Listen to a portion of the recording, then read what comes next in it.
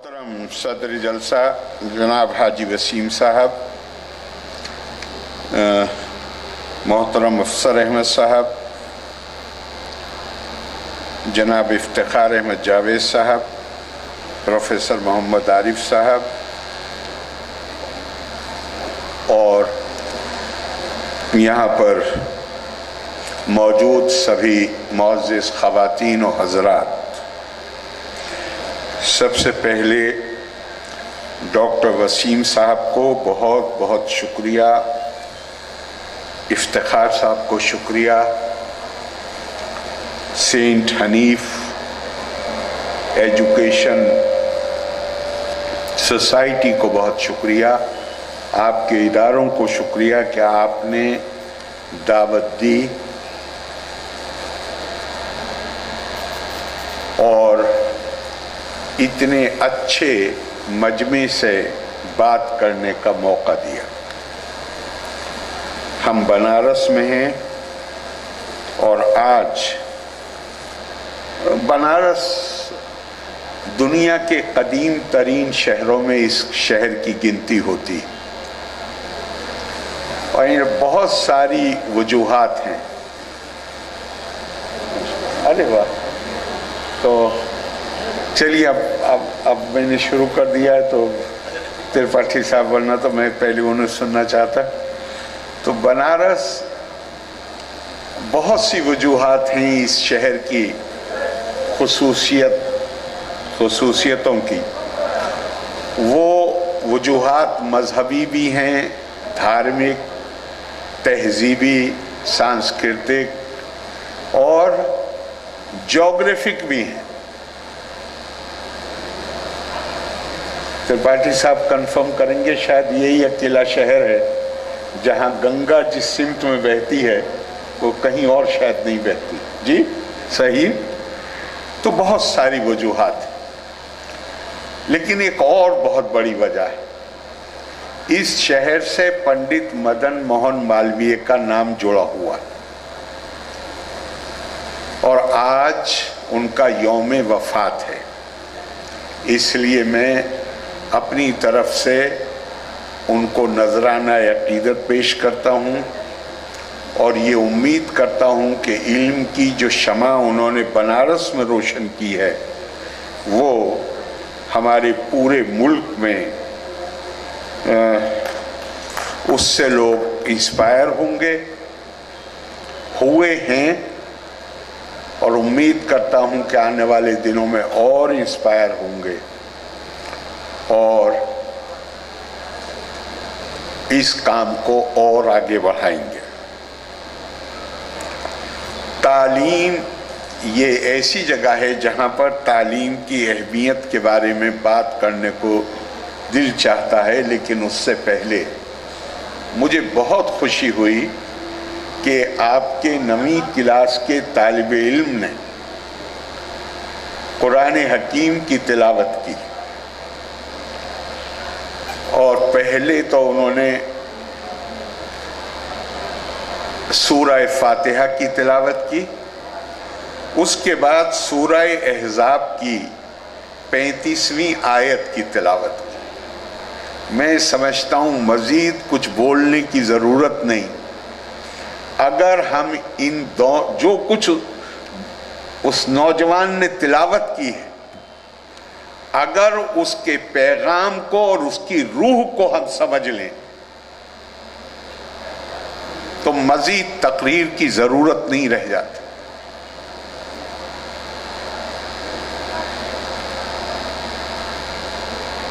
الحمدللہ رب العالمین۔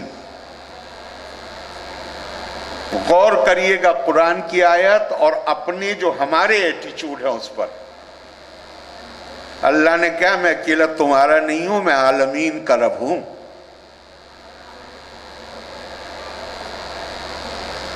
ہم اس سے انکار کر سکتے ہیں کہ ہم اجارے داری اپنی جماتے ہیں؟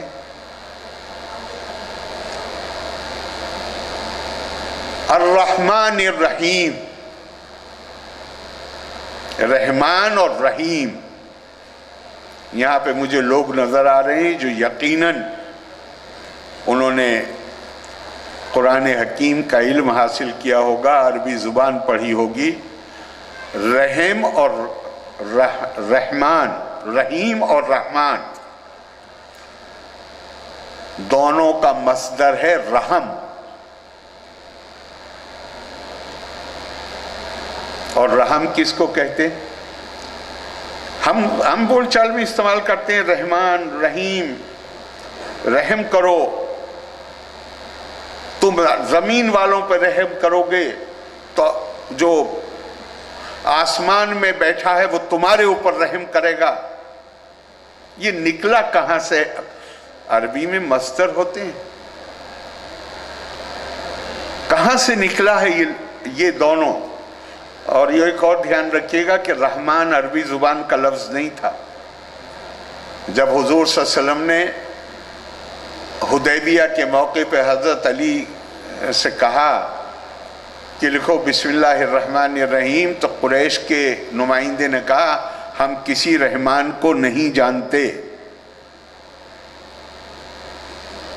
ان کا اس طریقے سے لکھو جس طریقے سے عرب لکھتے ہیں، بسم ہی۔ حضور صلی اللہ علیہ وسلم نے اپنی بات کو کہا کاٹ دو اور جو یہ کہہ رہے ہیں اس طرح لکھ دو، اور پھر قرآن حکیم کی آیت ہے کہ چاہے اللہ کہو اور چاہے رحمان کرو یا کوئی بھی خوبصورت نام، ہر خوبصورت نام اس کا ہے۔ لیکن میں دوسری بات کہہ رہا تھا کہ وہ اس کا سورس کیا ہے؟ مصدر ہے وہ را ہا ما، رحم۔ یہ نام ہے انسانی عضو کا، انسان کے جسم میں جو آرگنز ہیں ان میں سے ایک کا نام، لیکن یہ آرگن، یہ عضو مرد کے جسم میں نہیں ہوتا۔ This organ, man does not have this organ. Only a woman. ہم سب رحم مادر کے ذریعے اللہ نے ہمیں پیدا کیا ہے، womb of the mother۔ یہ انسانی عضو صرف خواتین میں پایا جاتا ہے، مرد میں نہیں پایا جاتا۔ تو اس سے کیا مطلب نکلا؟ کہ اللہ کو جو سب سے زیادہ نام پسند ہے، چونکہ آپ ہر قرآن کی سورت آپ شروع کرتے ہیں بسم اللہ الرحمن الرحیم، اللہ کے تو بہت سارے نام ہیں، تو پھر اللہ نے سارا زور رحمان اور رحیم پہ کیوں دیا؟ اللہ کو جس نام سے مخاطب کیا جانا پسند ہے وہ رحم کی صفت ہے، اور یہ رحم کی صفت فطری طور پر عورت میں ہے، مرد میں نہیں ہے۔ اور ہمارے ایک سابق راشٹرپتی صدر جمہوریہ ہند ڈاکٹر رادھا کرشنن، جو صرف بڑے عہدوں پہ ہی نہیں رہے بلکہ دنیا کے بڑے فلاسفرز میں، دارشنکوں میں ان کی گنتی ہوتی ہے، اور زندگی بھر انہوں نے پڑھایا، اور بنارس میں بھی شاید پڑھایا۔ ہاں، وائس چانسلر رہے، یہ تو مجھے دھیان ہی نہیں تھا کہ یہ چونکہ وائس چانسلر بھی رہے۔ وہ اپنی ایک تقریر میں فرماتے ہیں کہ انسان کے اندر اگر رحم کا جذبہ نہ ہو تو اس کا امکان ہے کہ وہ بہیمانہ یعنی جانوروں کی خصلتیں اس کے اندر پیدا ہو جائیں گی۔ اور مزید کہتے ہیں کہ یہ رحم کا جذبہ عورت کے اندر فطری طور پہ آتا ہے، اور مرد کو اسے پیدا کرنے کے لیے کوشش کرنی پڑتی ہے، کیونکہ اگر یہ نہیں ہوگا تو یہ آپ کی شخصیت نہ صرف ادھوری رہ جائے گی بلکہ اس کے بگڑ جانے کا اندیشہ ہے۔ اور اگر آپ قرآن حکیم میں تو کمال ہے کہ ہر سورت जो सूरतों में बीच में आया है नाम वो तो छोड़ दीजिए, हर सूरत की इब्तिदा में आपको रहमान और रहीम को याद करना पड़ता है। अब मकसद क्या रहा? मकसद जाहिर है कोई तो मकसद होगा, चूंकि अल्लाह के तो बहुत नाम हैं, तो रहमान और रहीम पे इतना जोर क्यों है? कोई मकसद तो है, ताकि हम अपनी रहम का जज्बा अपने अंदर पैदा करके अपनी शख्सियत को मुकम्मल कर सकें और इंसान बन सके।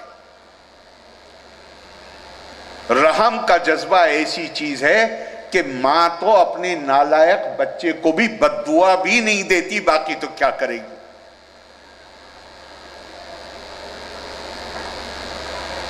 तो रब्बुल आलमीन रहमान रहीम, और उस किताब में हुजूर सल्लल्लाहु अलैहि वसल्लम को पुकारा कह के रहमतुल लिल आलमीन। तो मेरे ऊपर कहीं ना कहीं कोई फर्ज तो आयद होता है कि मैं ये गौर करूं कि मैं रहमतुल लिल आलमीन की उम्मत में हूं, मैं किसी के लिए ज़हमत ना बनूं। कहीं तो गौर करने की जरूरत है। मेरे भाई, जिस जगह हम खड़े हैं ये तालीमी इदारा है। ये मत भूलिएगा कि हुजूर सल्लल्लाहु अलैहि वसल्लम जिस वक्त तशरीफ लाए हैं, आप तो सब वाकिफ ही हैं, उम्मी का लफ्ज इस्तेमाल हुआ है, हालांकि उसकी उस बहस में जाए बगैर, लेकिन ये तारीखी एतबार से साबित है। जिन लोगों ने अल्लामा शिबली की सीरतुन नबी का मुताला किया होगा कि मक्के में गालिबन 18 अफराद चूंकि तिजारत के सिलसिले में बाहर जाते थे, लिहाजा वो हरफों को पहचानते थे। आम तौर से कोई हरफों को भी नहीं पहचानते, और मदीने की तादाद दी हुई है 11, औस और खजरज में दोनों में मिला के। आखिरकार कोई तो ऐसी तालीम थी जिसने उनके अंदर उस सोसाइटी में जहां पे कोई तालीमी इदारे नहीं थे, तालीम नहीं थी, कोई तो शौक पैदा कर दिया कि 100 साल के अंदर 100 साल के अंदर जिसे मॉडर्न सेंस में, पुराने सेंस में नहीं, मॉडर्न सेंस में जदीद नुक्ताए नजर से यूनिवर्सिटी माना जाता है। पुराने नुक्ताए नजर से तो उससे पहले हिंदुस्तान में खास तौर से बहुत तालीमी इदारे थे।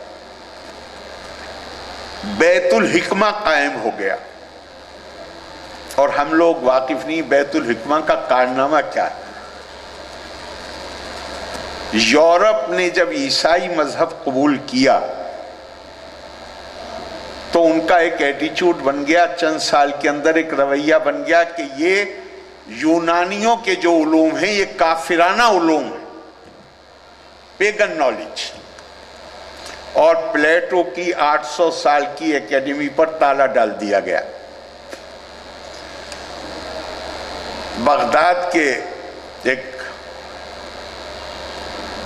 जो उस वक्त हुक्मरान है उसको ये बात पता चलती है, वो खत लिखता है,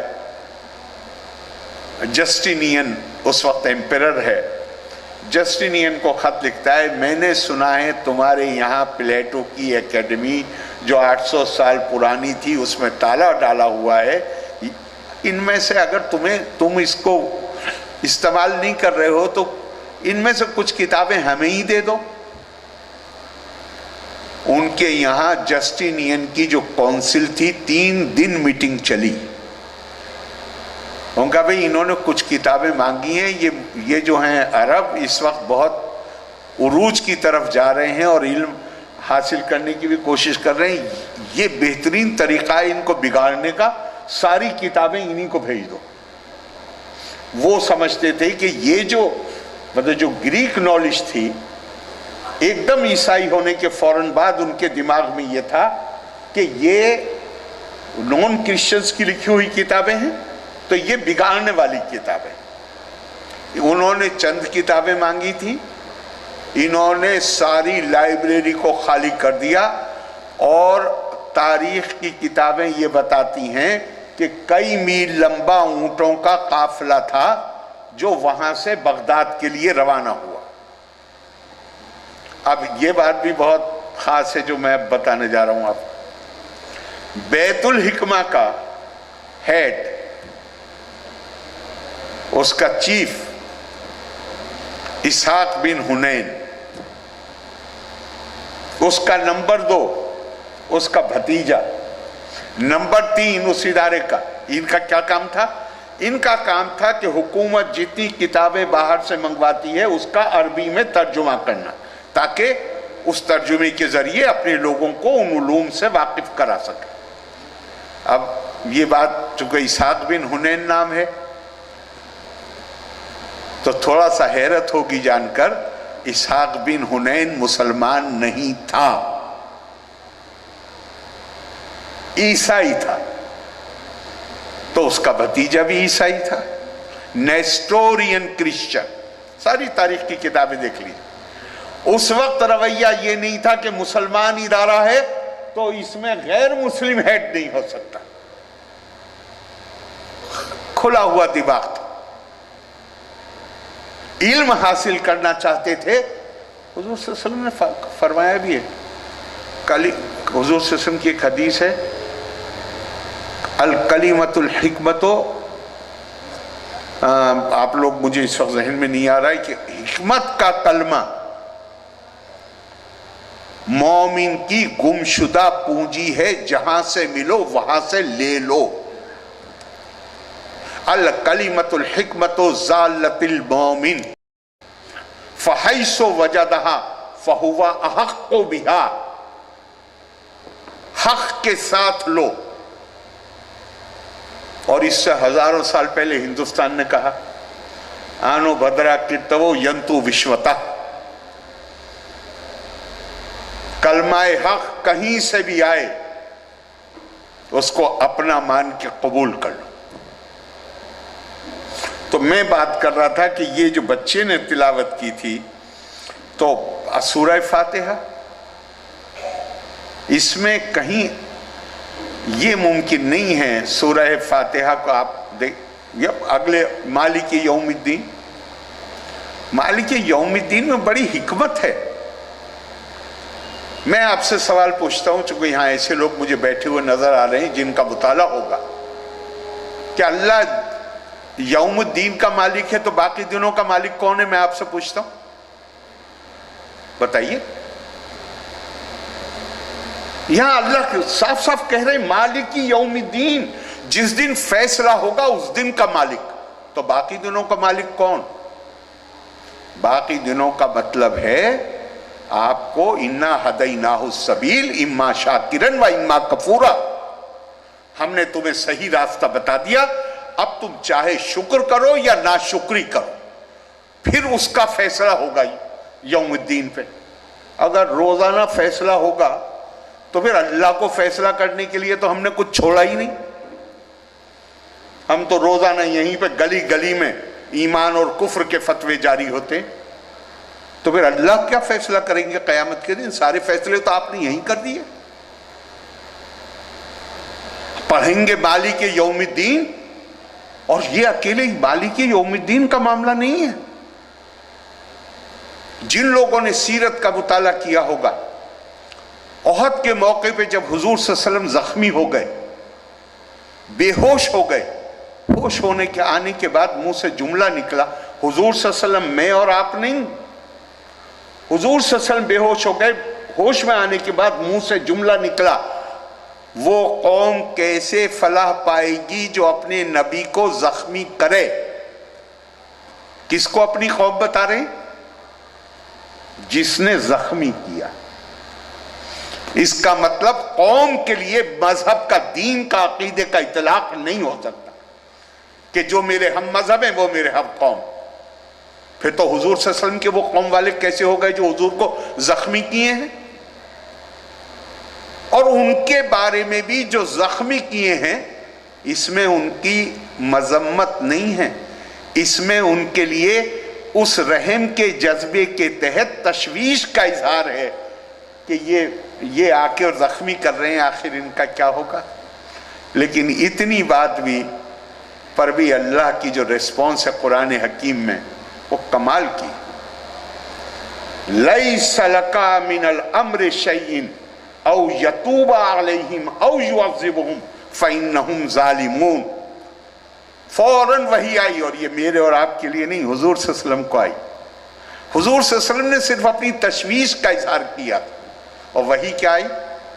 یہ بے شک ظالم ہے، وہ کوئی بھی آدمی جو دوسرے کے گھر پہ جائے گا حملہ کرنے کے لیے اور دانت بھی توڑے گا اور اسے ختم کرنا چاہے گا، وہ ظالم ہے ہی۔ فَإِنَّهُمْ ظَالِمُونَ۔ لیکن ان ظالموں کو ہم او یتوب علیہم او یعذبہم، ہم ان کو سزا دیں یا ان پر اپنی رحمتوں کی بارش کریں، یہ فیصلہ ہم کریں گے، یہ فیصلہ آپ نہیں کر سکتے۔ فیصلہ کرنے کا اختیار تو اللہ نے اپنے سوا کسی کو دیا ہی نہیں ہے۔ یہ جو دنیا میں جھگڑے ہو رہے ہیں نا، اور ایک خاص امیج بن گئی، وہ صرف اسی لیے بنی ہے کہ ہم نے قرآن کی تعلیمات کو نظر انداز کر کے یہ فیصلہ کر لیا ہے۔ علامہ اقبال نے کہہ دیا ہے حقیقت جس کے دین کی احتساب کائنات۔ ارے احتساب کا کام صرف اللہ کا ہے۔ علامہ اقبال کی کہاں سے سمجھ میں آ گیا کہ یہ احتساب کا کام مسلمان کا ہے؟ احتساب تو کوئی اللہ کے علاوہ کر ہی نہیں سکتا۔ حساب کتاب لینے کا کام کسی کو حق ہی حاصل نہیں ہے۔ میں آپ سے کہتا ہوں آج کی تاریخ میں بہت سارے قوانین جن کو لاگو کرنے کی کئی جگہ قوانین بنا دیے گئے ہیں، اور قوانین کیا؟ ہر قوانین بنتے ہیں اپنی ضرورتوں کے حساب سے، اللہ کی ہدایت ہوتی ہے۔ قانون میں اور ہدایت میں فرق سمجھنا چاہیے۔ قُلْنَا اهْبِطُوا جَمِيعًا، سورہ بقرہ کی آیت ہے، اور اب تم نکل جاؤ سب یہاں سے۔ اور جب میرے نبی ہدایت لے کے آئیں تو جو اس پر عمل کریں گے وہ ٹھیک ہیں، جو نہیں کریں گے وہ نہیں۔ لیکن ہمیں شوق ہے قانون انسپیکٹر بننے کا، ہم قانون لاگو کریں گے۔ قانون اللہ کا ہے، لاگو آپ کریں گے۔ آپ ہیں کون؟ فَذَكِّرْ إِنَّمَا أَنْتَ مُذَكِّرٌ لَسْتَ عَلَيْهِمْ بِمُسَيْطِرٍ۔ یہ آیت حضور صلی اللہ علیہ وسلم کو مخاطب ہیں، آپ کو نصیحت کرنے کے لیے بھیجا ہے، آپ نصیحت کریے، ہم نے آپ کو انسپیکٹر بنا کر نہیں بھیجا ہے۔ یہاں ہر آدمی دھیان رکھیے، اسلام بندہ بنانے کے لیے آیا ہے۔ اگر ہم خدا بننے کی کوشش کریں گے تو نتائج ہمیں اسی دنیا میں بھگتنے پڑیں گے جو ہم بھگت رہے ہیں۔ بندہ ہوگا تو بندے کے اندر عاجزی اور انکساری ہوگی، بندے کے اندر رحم کا جذبہ ہوگا۔ بندہ یہ جو کبر تو صرف اللہ کی شان، اللہ کو زیبا دیتا ہے۔ میں بڑا نہیں ہو سکتا، چاہے جتنے بڑے عہدے پہ بٹھا دیجئے مجھے، میری کیا حیثیت ہے؟ خدا نہ کرے یہیں سے ہی نکلوں اور ذرا سی ٹھوکر لگے اور گروں تو پتہ ہی نہیں چلے گا کہاں گئے۔ میں بڑا بننے کی کوشش کروں؟ اگر ہم نے قرآن کی طرف سے آنکھیں، میں کنوینس ہوں، اور میں آپ کو نہیں کہہ رہا کسی اور، میں اپنے آپ کو کہہ رہا ہوں کہ اگر ہم نے قرآن کی طرف سے آنکھیں بند نہ کی ہوتی تو یہ دنیا میں جو مخالفتیں ہم جھیل رہے ہیں شاید اس کا سامنا نہ ہو۔ قرآن تو ہمیں صاف بتاتا ہے مخالفوں سے بھی جو تمہارے ساتھ دشمنی کر رہے ہیں ان سے کیسے ڈیل کرو. لا تستوی الحسنۃ ولا السیئۃ، اچھائی اور برائی کبھی برابر نہیں ہو سکتی. ادفع باللتی ہی احسن، تمہارے اوپر حملہ ہو تو اس کا جواب اچھائی سے دو.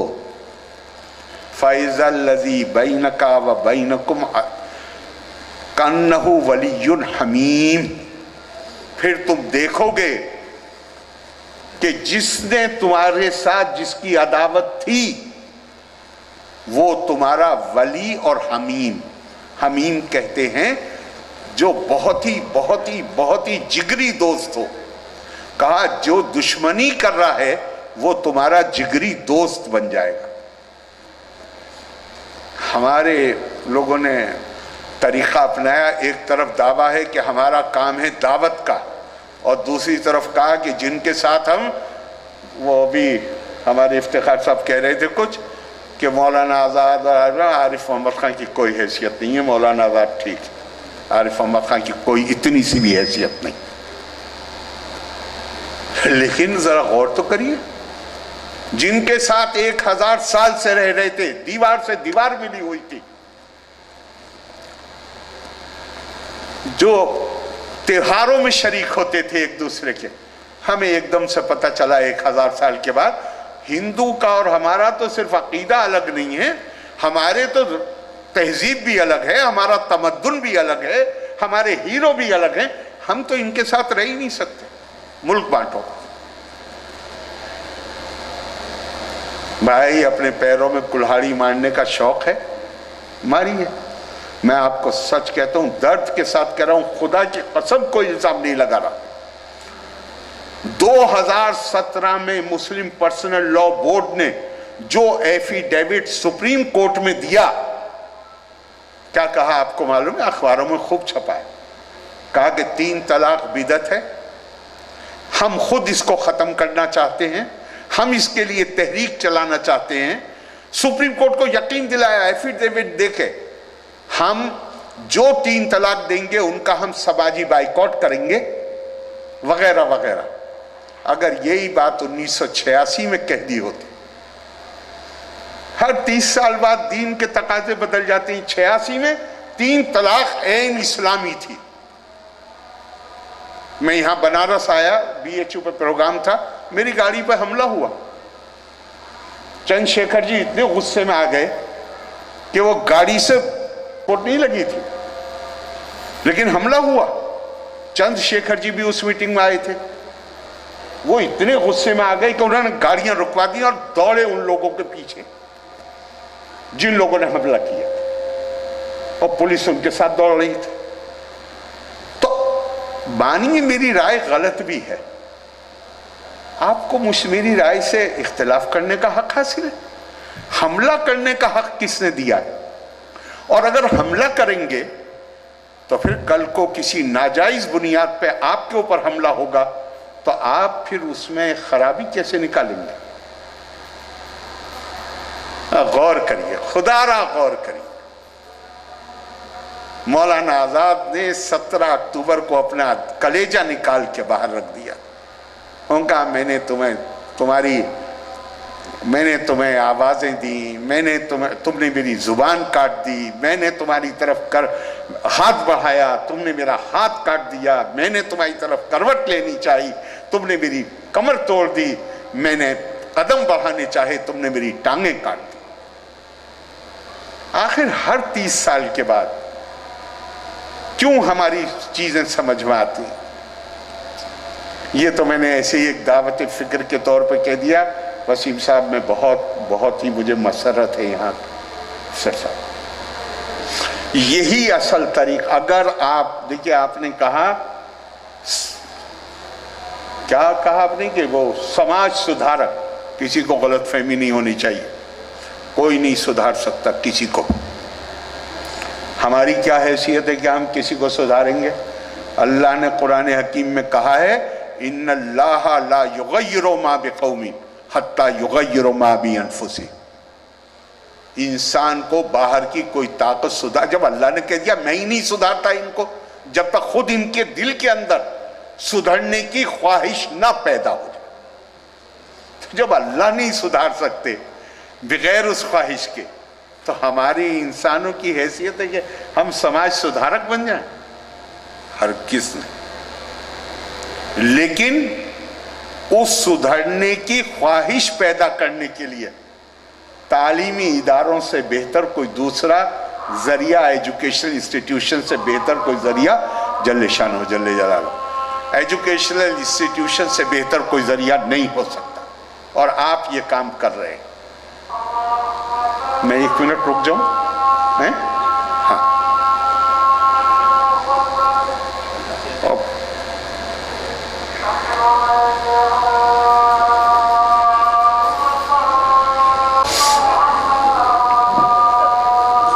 نہیں بھائی نہیں.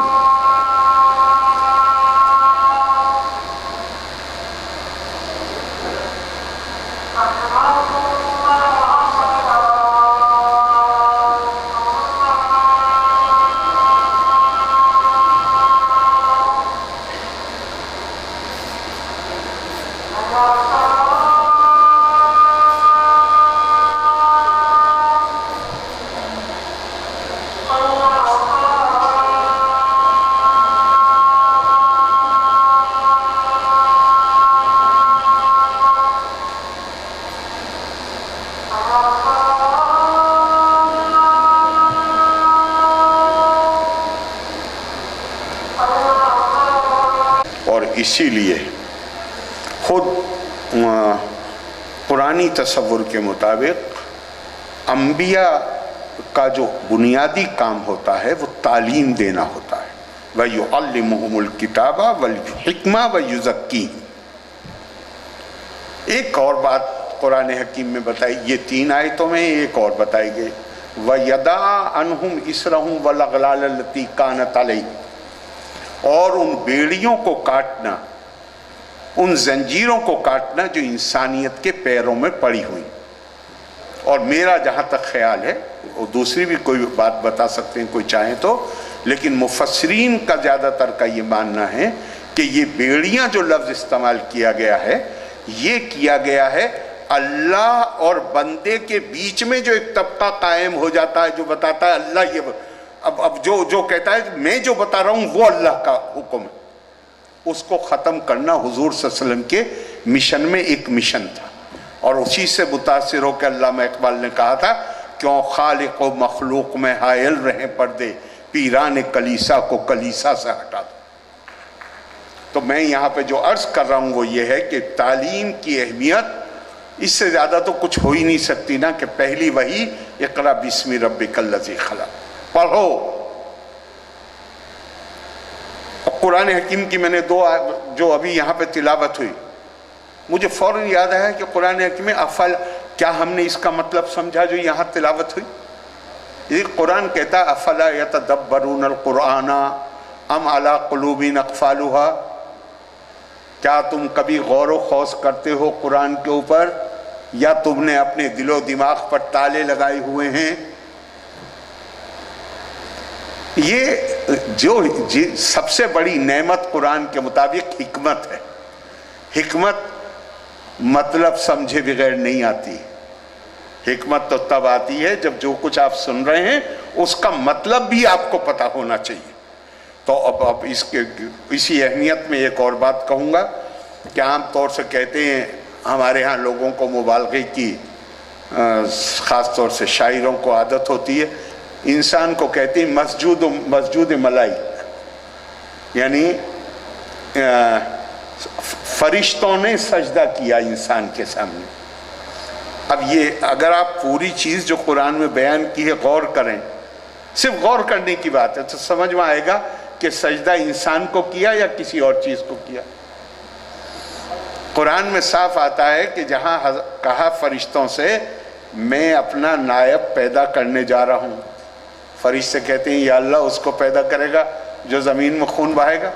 اللہ نے یہ نہیں کہا کہ وہ نہیں بہائے گا، وہ تو کرے گا حرکت، لیکن وہ کچھ ایسا بھی کرے گا جو تم نہیں جانتے ہو، میں جانتا ہوں. اور پھر پیدائش ہوئی، اور اب اس کے بعد کیا؟ وَعَلَّمَ آدَمَ أَسْمَاءَ كُلَّهَا، آدم کو بنانے کے بعد آدم کو پورا علم دے دیا۔ اب اللہ نے فرشتوں سے پوچھا یہ کیا ہے؟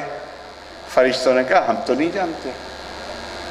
اب آدم سے پوچھا تو آدم کو تو علم دے دیا تھا۔ اس سے ایک بات یہ بھی نکلتی ہے کہ فرشتوں کو علم نہیں دیا تھا، آدم نے فوراً بتا دیا، کہا اب سجدہ کرو۔ اگر آدم کو سجدہ کرانا مقصود ہوتا تو پیدائش کے فوراً بعد کرایا ہوتا، علم دینے کے بعد نہ کرایا ہوتا۔ آدم کو سجدہ کرایا جب آدم کو علم دے دیا۔ اس سے کیا نتیجہ نکلا؟ آپ سجدے کو عبودیت میں مت لیجئے گا، لیکن اس کا مطلب کیا نکلا؟ اس کا مطلب یہ نکلا کہ جس کے پاس علم کی دولت ہوگی، بے علموں کو اس کے سامنے جھکنا پڑے گا۔ یہ قانون فطرت ہے۔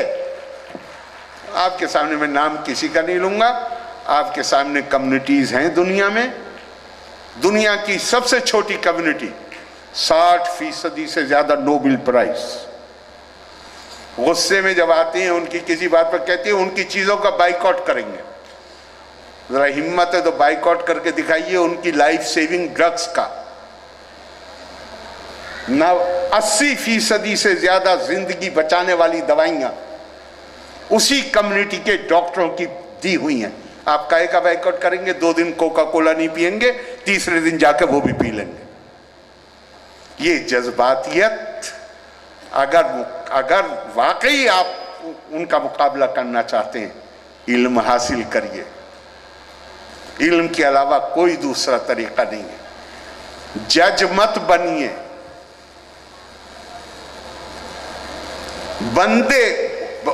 میں یہ مانتا ہوں کہ بندہ بننے کا حکم دیا گیا ہے میں مسیطر نہیں ہوں۔